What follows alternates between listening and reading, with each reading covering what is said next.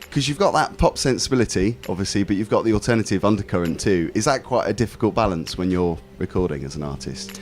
Or is it just a natural thing for you? I don't think I ever really think about things. I just kind of get on with them.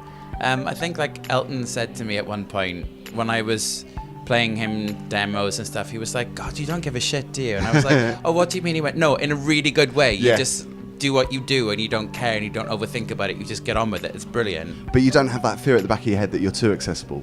I don't know. I mean, I think you can like overthink all of these things to the nth degree, and I try not to. I just try and be myself as much as I can and get as much of my personality as I want to into the music, you know? All in the Name, the single, is a nod to social media. Yes.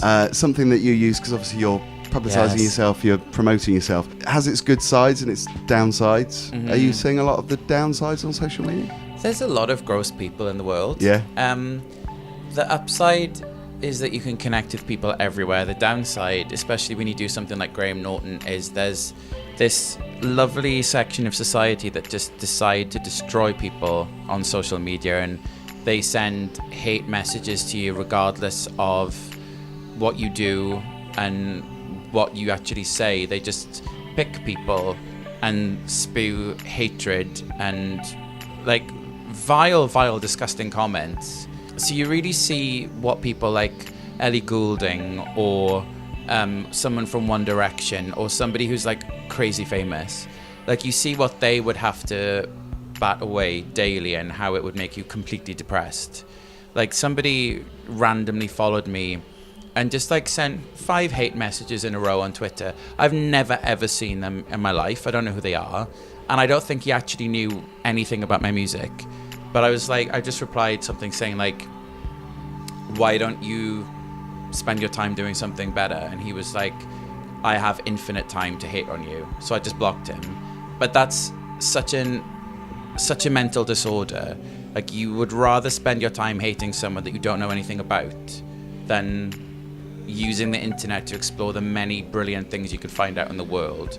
Social media is so dangerous because people can hide behind avatars and the safety of that little removed distance. It's such a brilliant tool, but it has such potential to go so disastrously wrong. And I guess these people are contacting you one-to-one as well, so it's direct conversation, isn't it? Yeah, which can be great because you can really connect with some excellent people across the world. But some people are not well. You mentioned Ellie Goulding. That's a good reminder of what I was going to ask you, actually, because you supported her, was it 6 years ago, 2010? 6 years ago.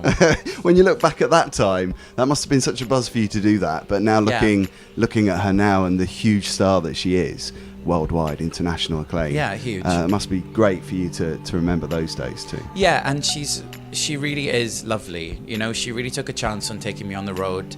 She's still a friend. We still speak every so often. She's worked really, really, really hard.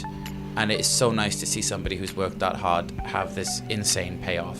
You know, like she works all the time and she really gives it. She's like changed her stage presence to be this absolute superstar. It's amazing. Does knowing that make you want to continue and push more, or would you have that drive anyway as an artist? It does help seeing it pay off. I'll say that. That's good. I was going to ask you about coming out as well, because you've always been out from day one as an artist. Back in the 80s we had Holly Johnson, trailblazers like Andy Bell as well. Yeah. Christine and the Queens is a good example recently of very good an example. Out artist. Is that something that's important to you to kind of wave the flag? Yes. Yeah, it really is. I've said like so many times that when I was growing up, I didn't feel like I had a relatable role model. So you had like Andy Bell, you had Holly Johnson, you had Elton John, and people that you would understand were gay in social media, but I didn't feel like any of them. I felt so normal and I felt so non-other.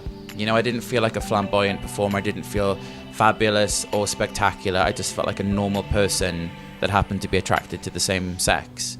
And so I think now you have so many different people who are out waving the flag for people who are like somebody that a grandmother could love or a parent could understand, like Will Young, who like is an amazing role model for gay people.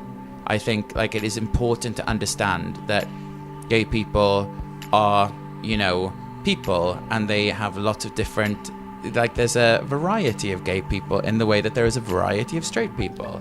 And I think like people like him, like Ollie from Years and Years, is super important because he's young and he's using his voice extremely well. That's another great example. That means that, you know, people have an identifiable person that is like pushing boundaries but in a really smart way. And then you have Christine, because there actually aren't enough young LGBTQI females, I think, with the presence that she has. Absolutely. It's a positive message as well, isn't it? It's a really positive message. Yeah. Like, she's so talented and she's so smart, and I think like she deserves to be like Beyonce. That's another Graham Norton show that just pushed her as well. It's great to see that. Choreography, the new album, what are your favourite tracks and why? Symmetry of Two Hearts is the first one that I wrote for the album, I think, and that's the one I wrote about Kim Cattrall's dance sequence. There's a song called Careful Whisper, which I kind of wrote as like a title response to George Michael's classic, obviously, and that was the last one I wrote for the record. And then I think like All in the Name as well. It's just so fun to sing, and it's just very different from anything that I'd done before, so I'm really proud of that one. And the US tour, which starts in September? Yes. July is UK and these crazy festivals. September is US, and then I think I'll be back in the UK for like October, November. Brilliant. So. Good luck with it all. Yeah, thanks. Not that you need it, obviously. See you soon. We'll see.